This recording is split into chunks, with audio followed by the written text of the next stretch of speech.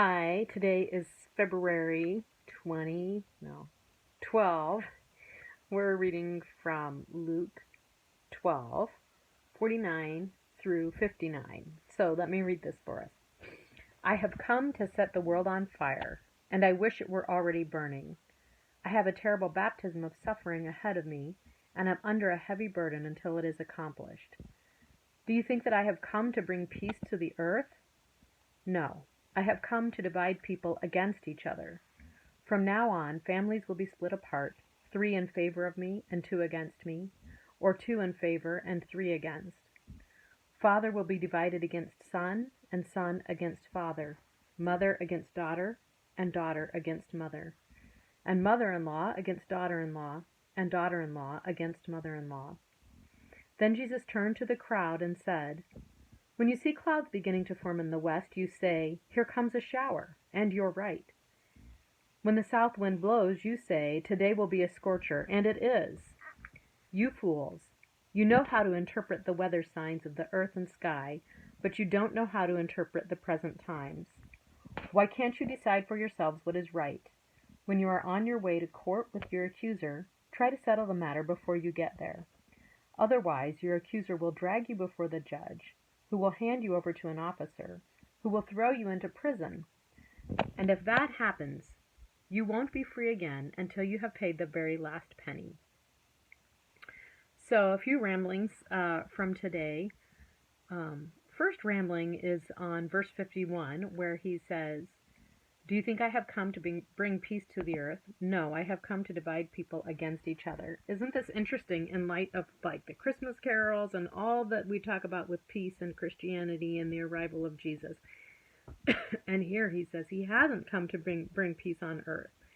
And my thinking on that is that he does come to bring peace within us. But fire and division between people, because Satan fights us trying to get this peace. And so when it is between people, there is division, and it burns like a fire. Couple little side ramblings. I think it's interesting how he says 3 in favor of me and 2 against, or 2 in favor and 3 against. It seems like maybe the message he's saying here with the numbers is not like don't expect an even split, but don't expect it to be high minorities and low, high numbers versus low numbers, like most people are, most people won't. He's kind of just saying it could kind of go one way, it could kind of go the other way in favor of me. And then I don't have the note on my printed version, but I assume this is being quoted from the Old Testament. And when he says father will be divided against son, etc., I believe what he's pulling out here is that the most expected alliances and relationships even will not be reliable. And then he says, down in verse 56, where he says, "You fools, you know how to interpret the weather signs of the earth and the sky, but you don't know how to interpret the present times." And that's really harsh, isn't it, when he calls people fools for not being able to see what's going on? So I was just kind of wondering, like, why is he so harsh about that? What's behind that harshness?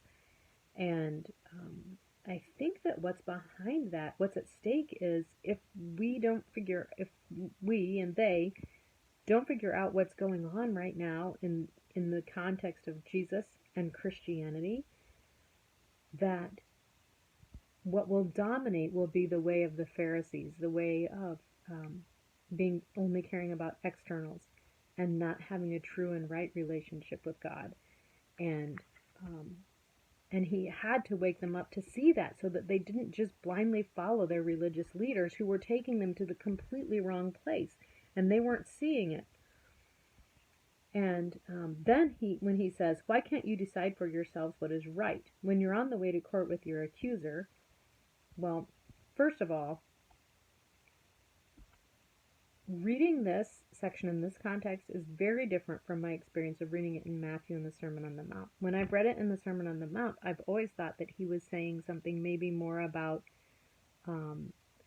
don't try to use the legal system to make amends with people, that you need to be agreeable and cooperative with people. And then when I read this today, I thought, and my first thought was that you have to decide for yourself because you can't rely on others. Clearly, you can't rely on the people you love and your family. They're going to be split, and they're not all going to support the way of Jesus. And then I thought he was saying in this part, you can't even rely on judges and officers, so people in authority and leaders, because they're not reliable, and they won't be following the way of Jesus either, and they will maybe have no mercy on you. But then a little more reflection, and I don't think that's what it means. I mean, I may be going out on a crazy limb here, but I'm starting to wonder if this is actually an analogy for the final judgment.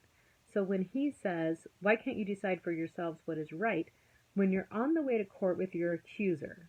So that may be symbolic for life, meaning on the way to court being the span of my life. With my accuser, meaning Satan at my heels, going after me, accusing me at every turn. And if I can't figure it out on the way to court with my accuser there, when I get to court and before the judge, which is the judgment day, then if I haven't figured it out by then, it may be too late. He's going to throw me into prison, and I won't be free again until I've paid the very last penny, which is interesting, especially in light of the previous section, where it says that some of us will have a more severe punishment, and some of us will have a less severe punishment, depending on whether we knew the Master and his instructions. So presumably, if that analogy is right, paid the last penny will be whatever your penalty was, your punishment, that you are going to have to pay that. So just a little side note, I thought it was interesting to look at this section as starting like in the section in 1137, how it builds up to this, how he's just doing such a masterful job of building one section and one thought upon another. So in 1137, he says basically that Pharisees are hypocrites and are consumed with externals. And then in 12:1, he says that they're dirty on the inside, and he also says, if you acknowledge me here, I will acknowledge you. God will acknowledge you later. So this part about integrity and being clean on the inside, and that being congruent with what you express on the outside. 12:13, he says the concept here is life is not measured by what you own, or I would also say by externals like the Pharisees. And so we should have a rich relationship with God. Okay. And then 12:22 he says, so if life is measured by having a rich relationship with God, he says, so don't worry about food and clothes. God wants to give you the kingdom. That's what he wants to do. So don't worry about your food and clothes. In fact, sell your stuff and give it to the poor. And that's because that's the way God is. This is God's kingdom, and that's how he is. And because he's in charge and taking care of our needs, we don't need to worry, and we can be free with our belongings like that. And then the next section in 12:35, he talks about being the servant, ready for the master to come back. And that the servant who's ready is the servant who is the true servant and is taking care of others and not themselves, not partying and hurting other people. And I think that he's comparing them there to the Pharisees, who were the opposite. They were the bad servant who was indulging themselves and trying to make life about themselves and their accolades, and basically abusing other people, putting heavy burdens on them and not helping them And then he comes to this section and he says, I'm setting the world on fire. Yeah, he is. He's going against the very religious leaders, and he's saying basically that they're like so on the wrong path. They're leading you all the wrong way, and they're crushing you, and they're crushing themselves. And he says, even families will be divided over me, which makes sense, right? If the leaders are leading you in the wrong way, and it's hard for people to see that and make that right choice in light of all of that. And then he's saying, you need to make up your mind because there's a day coming where you need to have decided by at the end of time. So just masterful how he's leading all of this up, showing the way of the Pharisees versus the true way of God, and then says, I've come to set the world on fire. Ah, incredible. Way to go, Jesus. You're so masterful with your teaching. Love it.